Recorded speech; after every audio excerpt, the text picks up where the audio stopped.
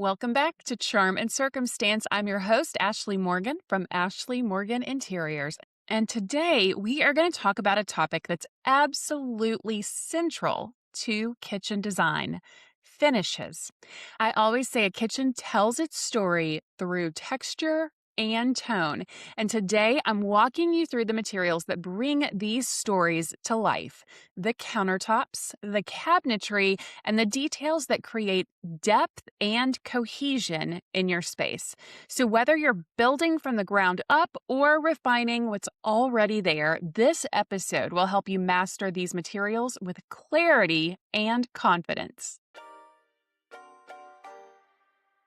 From floor plans to finishing touches, function to the feeling you get walking into a room, I'm Ashley Morgan, an interior designer with a love for beautiful living and a belief that great design should tell your story. I've spent over 20 years in the industry, and now I'm pulling back the curtain on interiors, sharing insight, inspiration, and the strategy behind well-designed spaces. Expect smart design talk, refined tips, and just the right mix of polish and personality. So pour something sweet and join me for a thoughtful conversation with a generous helping of charm and circumstance. Let's begin with countertops, the surface that carries both visual weight and daily function in a kitchen. So we're going to break down the most common materials used for kitchen countertops with the pros and cons of each. Let's start out with the queen of them all: marble. It is elegant, it is iconic, and yes, it is high maintenance, as you would imagine. So the pros for marble are that, well, it's just flat out gorgeous. It is the one of the most stunning finishes that there is. And I would say if you are another Carrie Bradshaw and your kitchen is just for looks or sweater storage, and you are not cooking in it or using the kitchen as a kitchen, then go for marble. It has stunning natural veining, and that movement of the veining is just perfect. It also cools very quickly, so this is ideal for baking, and it adds a timeless sophistication. Marble is most definitely one of those materials that will never be dated. The cons: it is prone to staining and etching. Even when sealed, it can still stain. And it's just never going to be that material that you could spill red wine on, or frankly, anything else that is likely to stain. It's just not a safe bet with this one. Also, etching where it could be scratched by other materials. And it does require a lot of sealing, a lot of care. It requires immediate attention if something is spilled on the surface. So really think of it as a baby. It is that high maintenance, and it is a very high price point. It is definitely one of the highest priced, if not the highest priced material that we're going through here. So that beauty comes at a cost, and it comes at the cost of maintenance as well. But man, it's stunning. Next up, granite. So granite was the popular go-to for, I don't know, maybe 20 years ago through maybe like the 90s and early 2000s, tried and true workhorse with natural beauty. The pros are that it is scratch and heat resistant. I know I have probably highly abused granite in my own home, placing hot items directly on the surface itself. It is only scratchable. I think a diamond is the only other material that is harder than the surface of granite. meaning that really should be the only thing that could scratch the surface. It does have a wide range of colors and patterns. It is typically a much busier pattern than other materials, which we'll get into in the cons. And it is a much less porous material than marble. It is sealed when it's installed, and it is supposed to be sealed every so often. Basically, if you drop water on the surface and it sits on top, that means your sealer is still working and doing its job. If it kind of spreads out and is absorbed by the countertop, it means it's time to reseal it. So is happens less often than it does with marble. And even with marble, if you were to let red wine, especially that red dye number 40 is the most horrendous dye for staining. And ironically, it's like, I think one of the most dangerous for our bodies as well. But if you let that sit even on a sealed marble countertop, it's going to stain.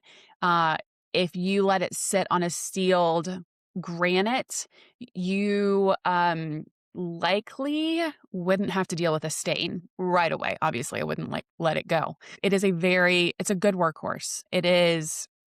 Will hold up to some abuse.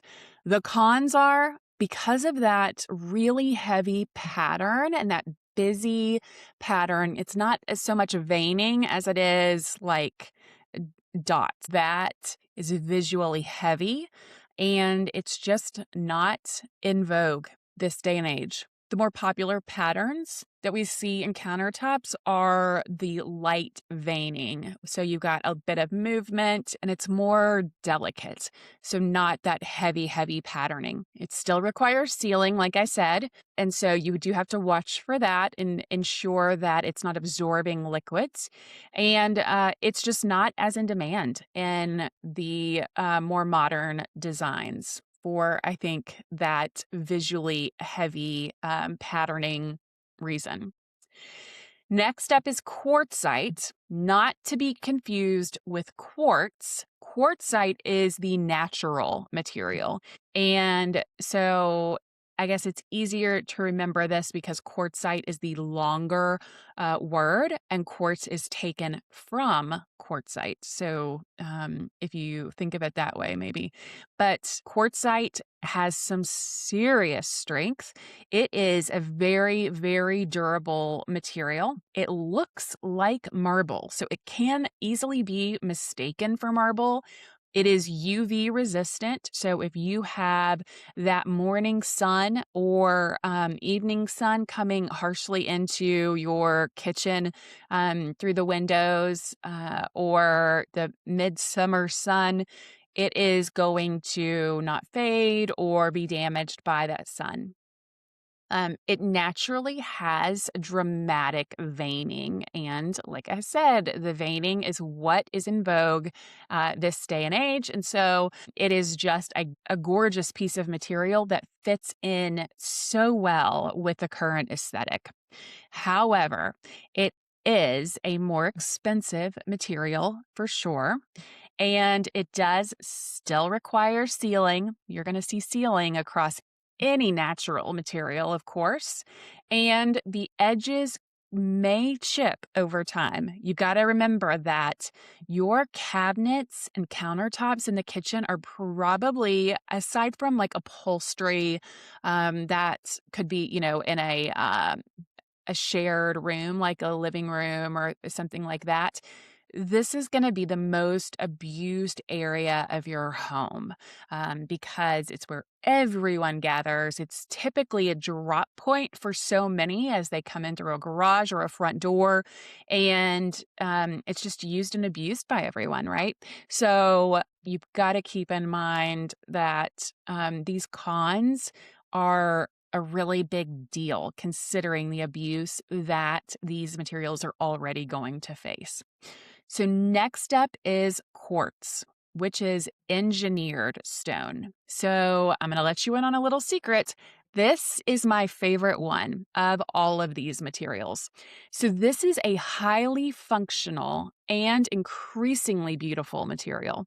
The pros are it is a non porous material, meaning there are no pores at all in that surface. So, spilled liquids or anything else has nowhere to go. It cannot be absorbed, therefore, it cannot stain or scratch. It is consistent in appearance. You will find with quartz that you can pick out a slab, and every slab is going to be this exact image of that original slab.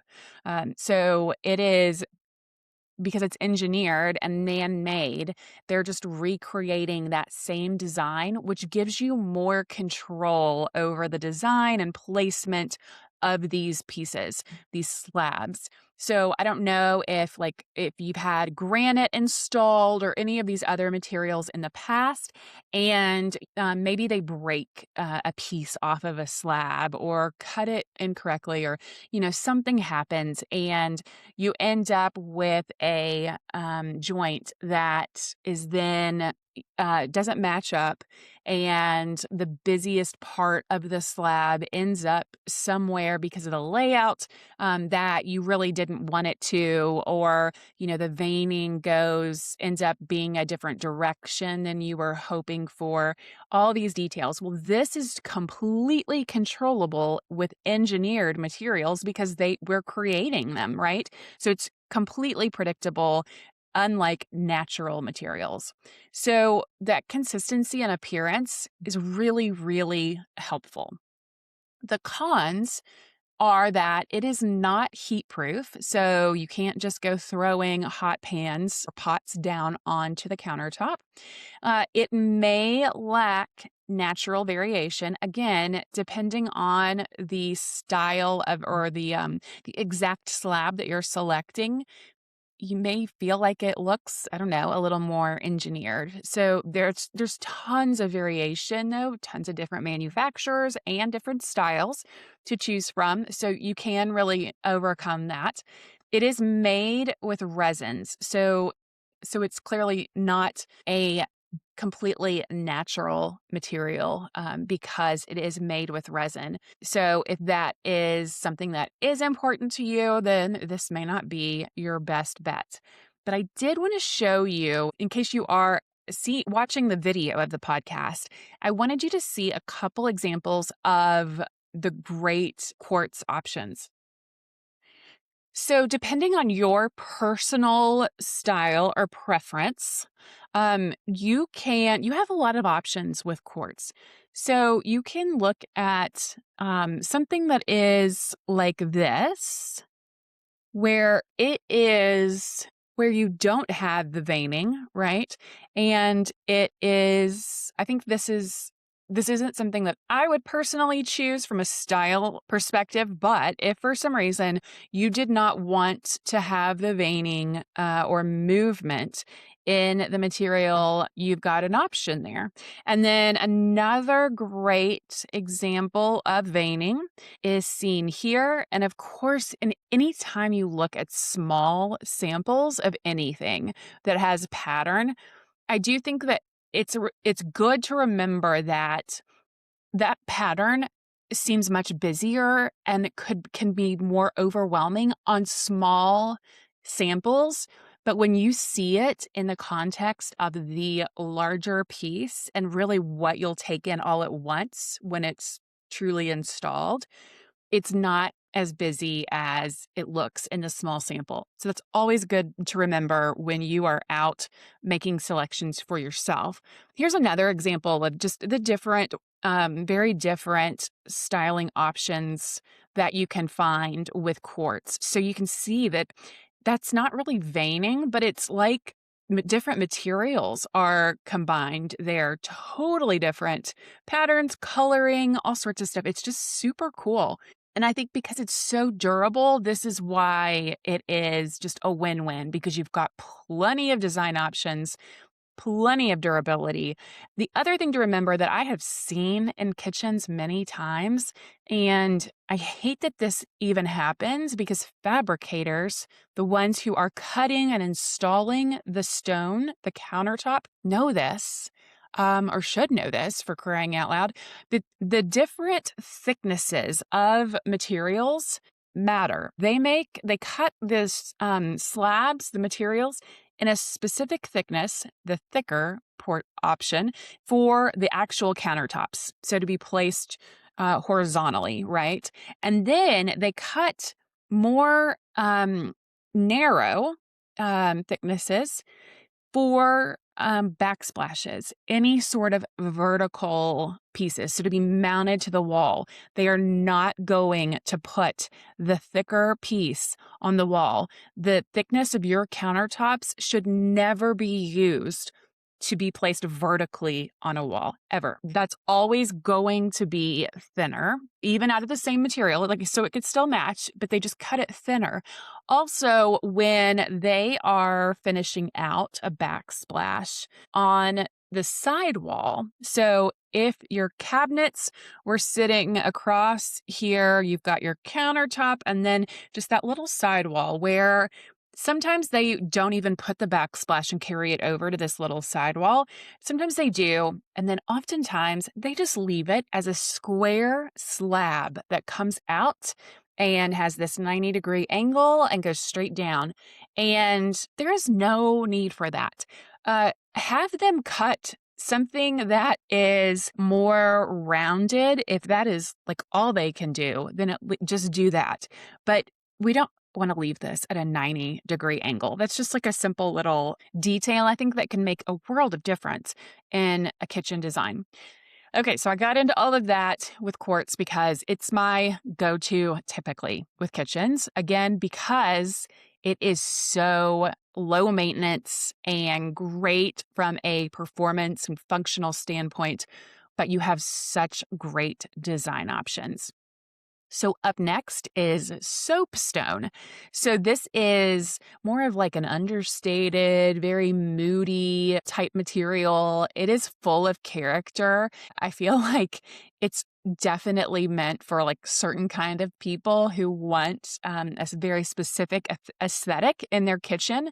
The pros are it does not stain, and it develops a patina over time. So as long as you're okay with materials that are going to change and evolve and develop patina over time, you're good there.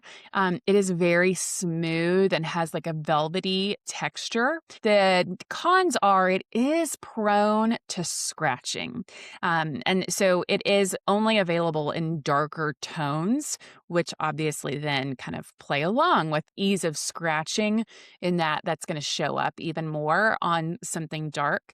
And it does require mineral oil for maintenance. So again, it's a little high maintenance material, but it is pretty cool and different if that is the vibe that you're going for. So lastly, for the normal materials that we would go to for countertops would be butcher block. So this is a very warm and cozy material. The pros are it definitely adds some natural softness to a kitchen, and it can be refinished multiple times, much like a hardwood floor or anything, wood would be the same. It's pretty cost effective for what it is. The cons are, however, again, because it is wood, so it is vulnerable to moisture and heat.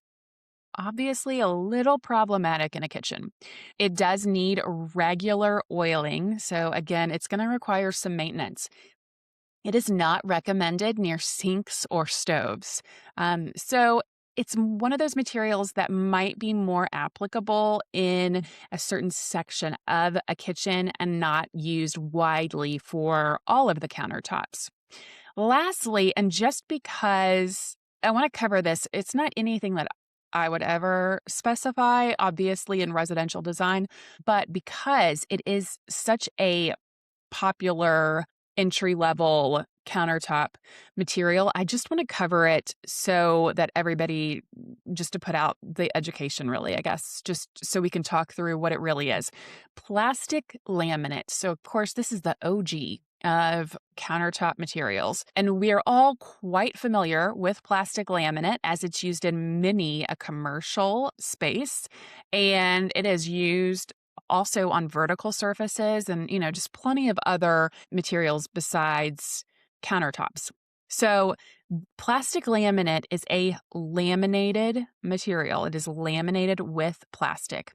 And laminated just means it is two materials that are coming together and like glued together or stuck together or in different ways, which means they can also delaminate. Anything that's laminated can delaminate, meaning they come apart. So the pros for plastic laminate, obviously, it is by far the most affordable option. And you really probably have unlimited colors and textures. There might have, I don't know, some good looking colors and textures these days. I have a feeling that they are probably out there really trying to mimic the aesthetics of whatever is in. So I'm sure they are now mimicking veining of marble and quartz and different materials like that. But I haven't been practicing in the commercial world for a while or really looked at that lately. So I don't know. But they are quite low maintenance as well. There is really no maintenance to them. However, they can very, very easily be damaged. So they are not durable. It is very difficult to repair them if they're damaged. In fact, you really can't and make them look like new. And it's definitely going to look less premium in terms of the overall aesthetic wherever they're being applied. So particle board or plastic laminate is made up of particle board in the core. And so that's just like wood chips that are all really kind of like glued with heat and compressed together. And then it is laminated with that plastic exterior surface on top.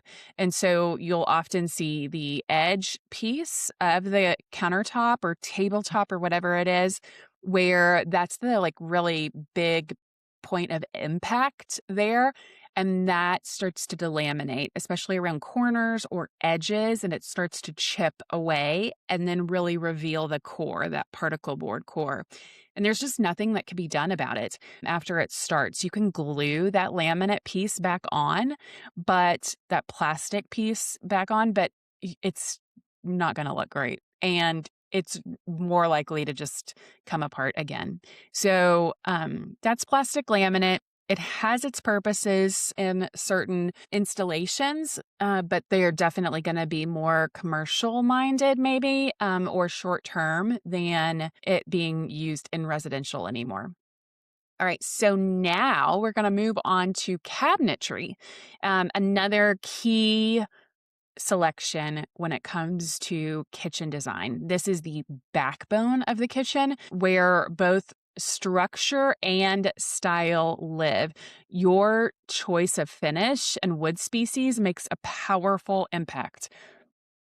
In fact, it is the countertop and the cabinets that set the tone for everything in the kitchen. So you can, of course, choose from different finishes on your cabinets. So those are going to be painted. So you're obviously have unlimited color options at your disposal. This is great for modern or traditional kitchens. You see a lot of this nowadays. And you do, though, have to watch for chipping on those high use doors and drawers. Again, these are areas that are such high impact. So you have got to watch for any sort of finish that is not going to hold up to that level of abuse. You can stain as well. That would be a second finish option. So this is going to highlight the beauty of a natural wood grain. It is timeless and warm.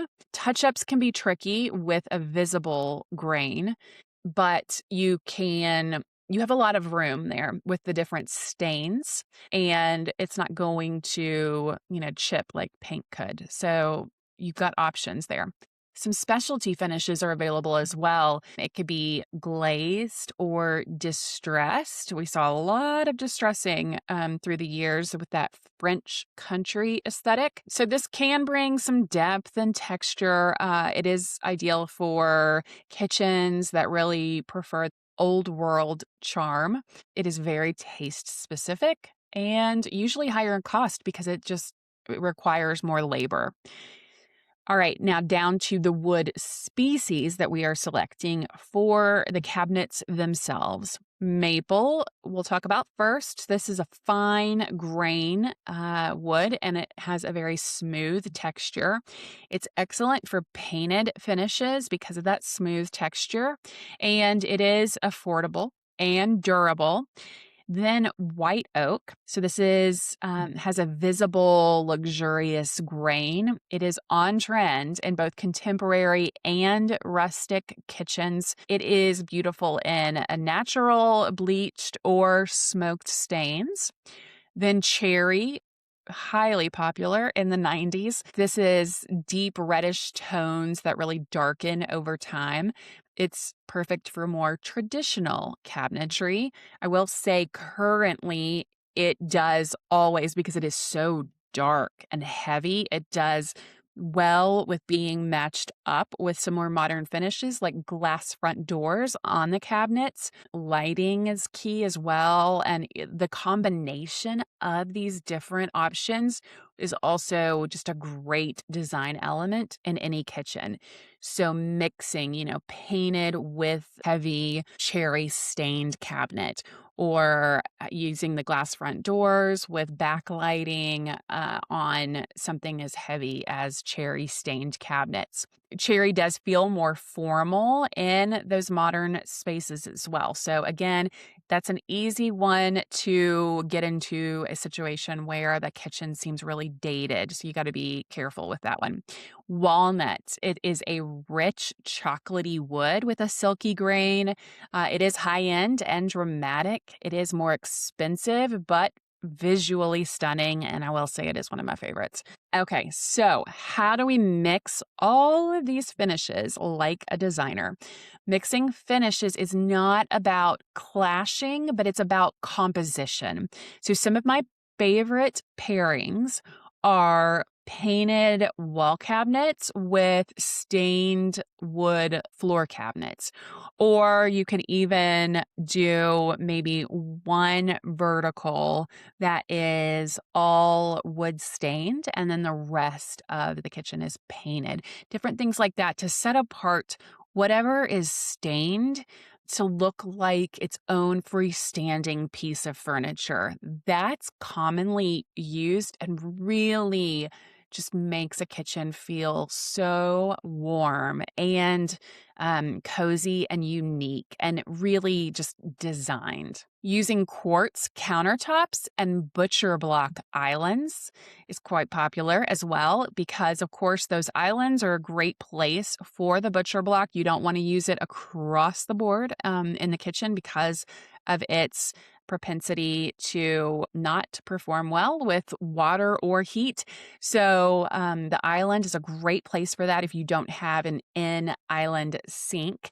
And the combination of those two just is a great contrast. Mixing cabinet hardware shapes.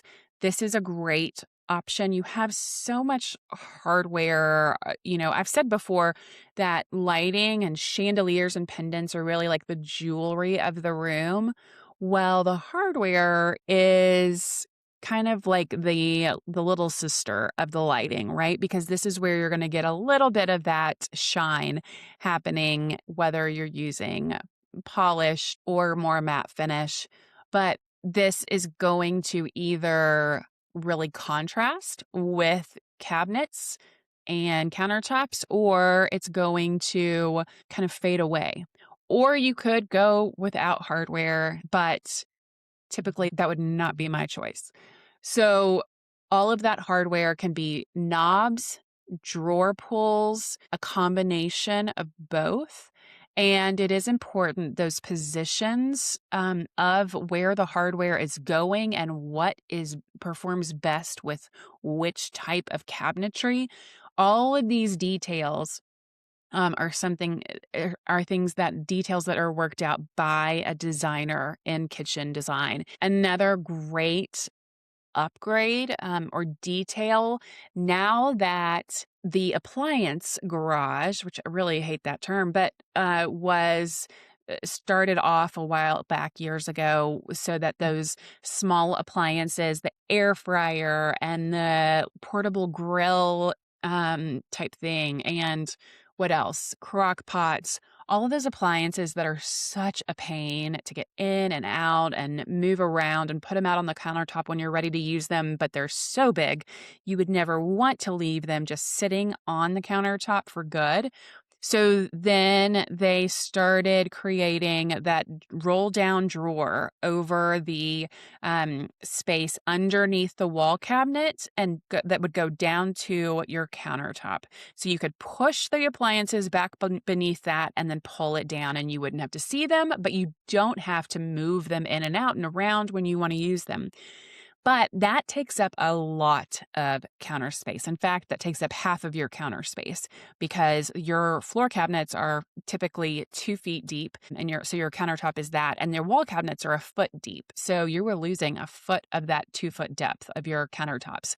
So now we're in this place where, like I said, it's typical to take one or two vertical units and make that cohesive to where the wall cabinets are coming all the way down to that countertop, and you treat this vertical piece almost like it's its own standalone piece of furniture.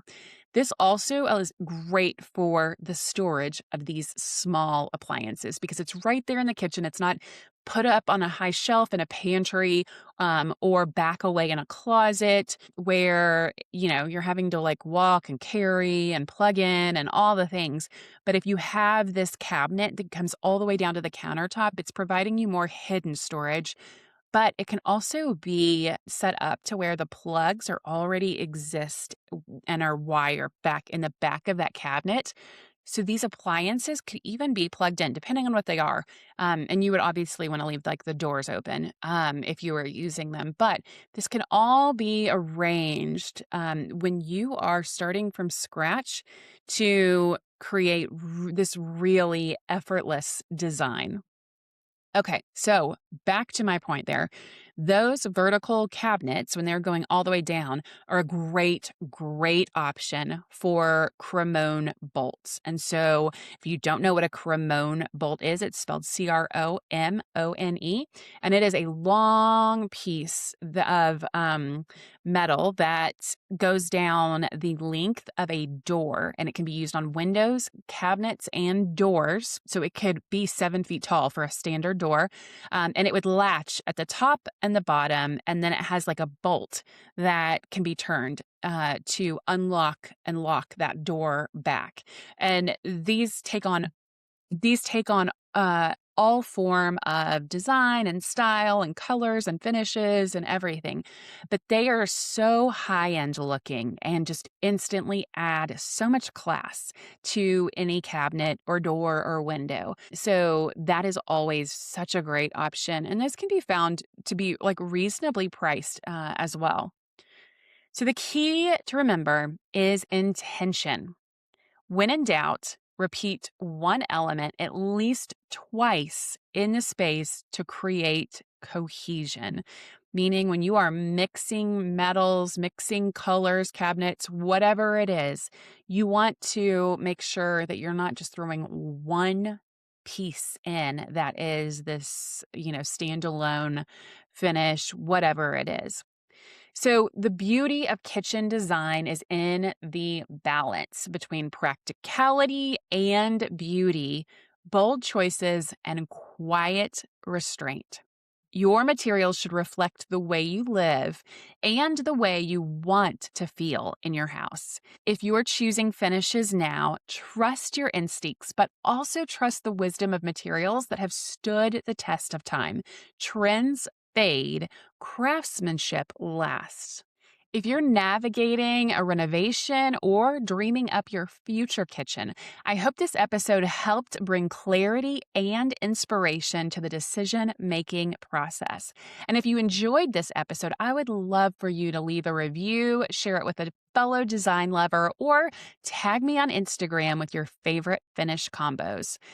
And just a reminder, there is a free downloadable PDF on our website available with information on different countertop finishes and how to make the right selection. And so that will be linked in the show notes as well.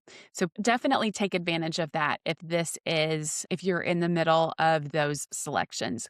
So take care, and I will see you in the next episode. Thanks for joining me on Charm and Circumstance.